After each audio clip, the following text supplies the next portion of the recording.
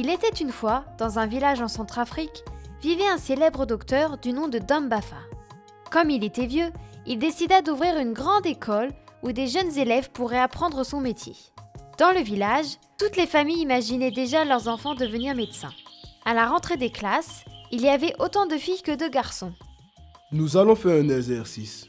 Cela me permettra de savoir qui mérite vraiment d'être mon élève et qui ne le mérite pas.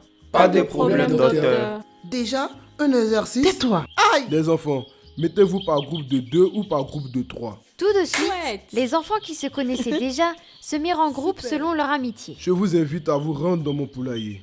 Une fois à l'intérieur, vous devez prendre seulement un œuf par groupe et en prendre soin. Oui, docteur. Dans 3 semaines, chaque groupe devra revenir ici avec ce qu'il aura obtenu après avoir pris soin de l'œuf.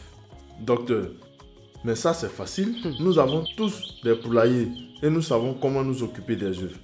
Nous voulons que nos enfants deviennent médecins, mais pas fermiers. Ça, c'est vrai. Le fermier est aussi noble que le médecin. Ne prend-il pas soin des animaux? Que vos enfants apprennent à prendre soin d'une chose aussi fragile qu'un œuf et nous verrons s'ils sont capables de prendre soin des hommes. C'est compris, docteur. Les enfants entrèrent dans le poulailler du guérisseur et revinrent avec un œuf pour chaque groupe. Parmi les enfants, il y avait Tito, un petit garçon très sage. Il se mit avec son meilleur ami Ali pour former un groupe. Ali, je ne m'attendais pas à avoir comme premier exercice de prendre soin d'un œuf. Mais nous n'avons pas le choix. Nous devons réussir cette épreuve, sinon ce sera le premier et dernier devoir que nous aurons en tant qu'apprentis médecins. Tu as raison, Ali. Tu sais, Tito, je ne connais rien des animaux de la ferme. Dans ma famille, nous sommes des pêcheurs. Je sais bien. Peux-tu t'occuper de l'œuf? Je sais que chez toi, vous avez un grand poulailler. Oui, je vais m'en occuper.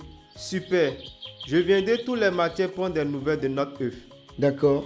Merci, tu es vraiment un ami. Tito fabriqua une petite couveuse où il posa son œuf. Comme promis, Ali venait les matins prendre des nouvelles de leur futur poussin. Il ne grossit pas, il ne bouge pas non plus. Es-tu sûr qu'il est bien chauffé? Oui, j'en suis sûr. J'ai vu ma mère le faire tous les jours. Pourquoi n'avoir pas confié l'œuf à ta maman? Parce que ma mère n'est pas celle qui veut devenir médecin et aussi parce que je déteste tricher. Tito espérait que son œuf sorte un beau poussin. 2 semaines sont passées. Déjà, dans certains groupes, c'était la grande joie. Les enfants se promenaient fièrement avec leurs poussins. Cela augmenta l'impatience d'Ali. Tito, depuis là, notre œuf ne bouge pas. Comment tu fais? J'ai tout essayé, Ali. Il faut sans doute attendre encore un peu. Ah ben, si c'est comme ça, moi je vais quitter notre groupe et aller ailleurs. Car de toutes les façons, le docteur Dambafa a dit que nous pouvons être 2 ou 3 par groupe.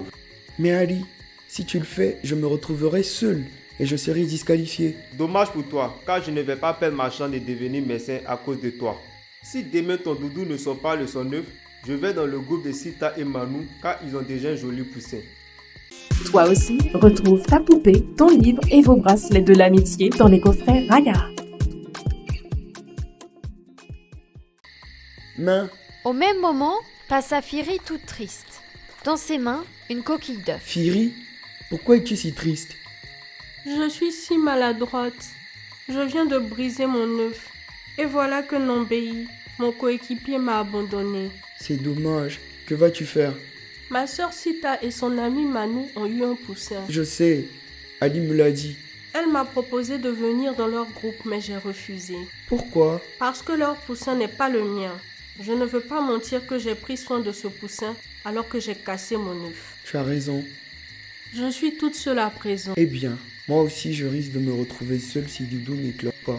Les Ah 2 bon? enfants étaient tristes, car ils voyaient leur rêve de devenir médecin s'éloigner. Je te fais confiance. C'est demain que nous devons revoir le docteur Dambafa. Je suis sûr que demain tu seras sorti de ta coquille. Le lendemain, comme Doudou n'avait pas éclos, Ali abandonna Tito. C'est l'heure. Le grand jour arriva. Tito rejoignit les autres enfants et les parents devant la maison du guérisseur. Ali vit Tito et Firi et les interpella. Tito, Firi, Oui, Ali. vous êtes 2? Formez donc un groupe et allez rapidement dans n'importe quel poulailler du village, prendre un poussin, c'est votre seul chance d'être retenu. Le vieux docteur ne verra que du feu. Peut-on reconnaître un poussin à son œuf? Faites vite. Non, Ali. Je ne vais ni mentir ni tricher. Moi non plus. Eh bien, tant pis pour vous. Vous serez les seuls enfants à ne pas avoir de poussin. tout le monde se moquera de C'est vous. toujours mieux que de mentir au docteur, à nos parents, à nos amis et à tout le village. Nous réessayerons l'année prochaine. Que les enfants qui ont des poussins fassent un groupe et ceux qui n'en ont pas, un autre. Très vite, il ne resta que Tito et Firi d'un côté et de l'autre, tous les autres enfants. Ceux qui ont eu des poussins, expliquez-moi comment vous avez réussi. Nous avons bien pris soin de nos œufs. Tous les jours, nous les avons gardés. Oui. Et vous deux, Tito et Firi, pourquoi n'avez-vous pas de poussins? J'ai gardé mon œuf jusqu'à ce matin, mais il n'était pas prêt à éclore. Peut-être qu'il lui faut encore un peu de temps. Je l'ai brisé sans faire exprès. Je suis désolée, docteur. Pourquoi n'avez-vous pas changé vos œufs par 2 des nombreux poussins qui courent dans le village? Parce que nous avons choisi de ne pas tricher. Où sont vos coéquipiers? Ils sont partis dans d'autres groupes. Approchez. L'une des premières règles de la médecine est l'amour des autres, car il faut aimer pour prendre soin. Une autre règle est d'être une personne honnête, une personne qui dit la vérité, qui sait reconnaître ses erreurs. La première élève que je vais prendre est Firi, Hein? car elle n'a pas caché son erreur. Elle aurait pu tricher, mais elle ne l'a pas fait. Le deuxième et dernier élève que je vais prendre est Tito, car il est le seul à ramener l'œuf de mon poulailler. En effet, le vieux sage avait posé sous ses poules uniquement des œufs pourris. Impossible pour eux d'éclore. Tous les autres enfants ont donc triché. Docteur, Oui, Ali. je suis le coéquipier de Tito. Doudou est notre œuf à tous les deux. Je mérite donc de rentrer dans votre école. Tu as perdu tout mérite en l'abandonnant dans les moments difficiles. Tu as choisi d'être dans le groupe des magiciens, alors reste-y. C'est ainsi que seulement Tito et Firi devinrent les premiers élèves du docteur et plus tard de très grands médecins. Qu'en est-il vraiment? Comment les œufs se transforment-ils en poussins? Pour faire un poussin, la poule doit fournir un ovule, tandis que le coq doit fournir un spermatozoïde. Lorsque l'ovule et le spermatozoïde se rencontrent, c'est la fécondation. Voici le détail. Tout commence dans l'ovaire de la poule. Les ovules de la poule jaunissent et grossissent en une dizaine de jours. Le plus gros jaune se libère et entre dans l'oviducte. Il continue son chemin dans un long tuyau d'environ 50 cm. En 3h30, le blanc se forme. Le jaune et le blanc serviront plus tard à nourrir le futur poussin dans l'œuf. Ensuite, pendant 1 heure, le blanc s'entr'ouvre de 2 membranes formées de fibres entrelacées. Au bout de quelques heures, dans l'utérus de la poule, l'œuf se gonfle d'eau, prend sa forme ovale. La coquille se forme alors à partir du calcium stocké dans les os de la poule. L'œuf est ainsi prêt. Attention, il arrive que l'ovule ne rencontre pas de spermatozoïdes. Dans ce cas, le gros jaune dans le ventre de la poule va quand même se transformer en œuf, mais ne fera jamais de poussin.